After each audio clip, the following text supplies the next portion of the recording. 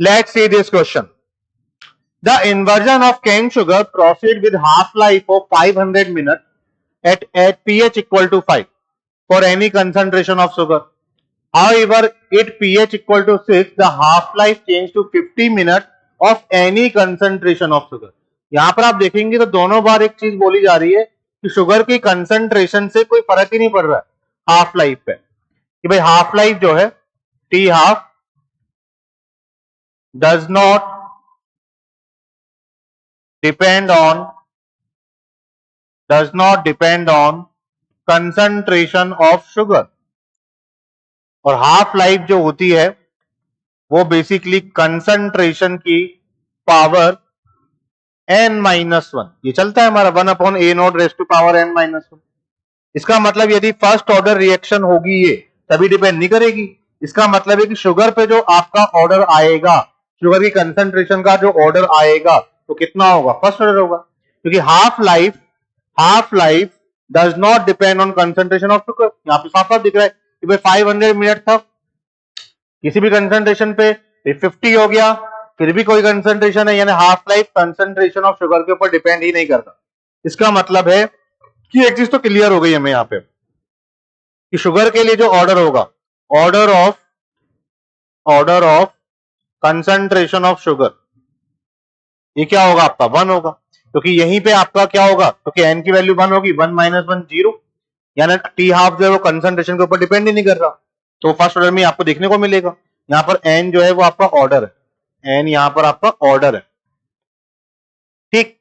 चलो ये तो समझ में आ गया। लेकिन यहाँ पर H प्लस आयन कंसंट्रेशन के ऊपर तो कहानी डिपेंड कर रही है, तो कैसे कर रही है हम उसकी बात कर लेते हैं कि भाई पहले जब H प्लस आयन कंसंट्रेशन थी, जब पहले H plus ion pH equal to 5 है, यानी H प्लस आयन कंसंट्रेशन कितनी 10⁻⁻5, देन टी हाफ कितना था 500 मिनट, ठीक, और जब H प्लस आयन कंसंट्रेशन कितनी हो गई, यानी pH कितना हो गया 6, तो आपका हाफ लाइफ कितना हो गया 50 मिनट हो गया, तो 10⁻⁻6 हो गई, तो हाफ लाइफ कितनी हो गई 50 मिनट हो गई। तो देखते हैं कि भाई किस तरीके से डिपेंड करेगा। तो आप जानते हैं टी हाफ जो होता है वो concentration rays to power n-1 के डायरेक्टली प्रोपोर्शनल है। फिर हम बात करें T half 1 upon T half 2 equal to क्या 1/a2, और ये ऊपर का चला जाएगा आपका a1, और ये a1 नीचे, a2 ऊपर, रेज़ टू पावर n-1। तो पहले एरिया में देखें टी हाफ कितना है 500 मिनट, बाद में कितना है 50 मिनट, a2 क्या, ये कंसंट्रेशन 10⁻⁻6 अपॉन a1 कितना 10⁻⁻5 रेज़ टू पावर क्या n-1, ये हो जाएगा। यहां से हम इसको सॉल्व करें तो कितना हो गया 10, और ये कितना हो जाएगा आपका 10⁻⁻1 रेज़ टू पावर n-1। तो उसको हम ऐसा लिख सकते हैं 10 equal to 10 raise to power 1 - n, लिख सकते हैं 1/10 है, ऊपर जाएगा तो उस तरीके से हम इसको लिख सकते हैं 1 - n। यानी इसको यदि हम कोरिलेट करें तो 1 - n इक्वल टू कितना आ गया 1, तो यहां से n कितना आ जाएगा 0, n कितना आ गया 0, n यहाँ पर ऑर्डर है, ऑर्डर किसका H प्लस आयन कंसंट्रेशन का। सो अपन यहाँ पे लिख सकते हैं कि जो रेट है वो शुगर की कंसंट्रेशन के ऊपर तो डिपेंड कर रही है, क्योंकि इसके लिए तो ऑर्डर कितना आया था 1 आया था हमारे पास, ठीक,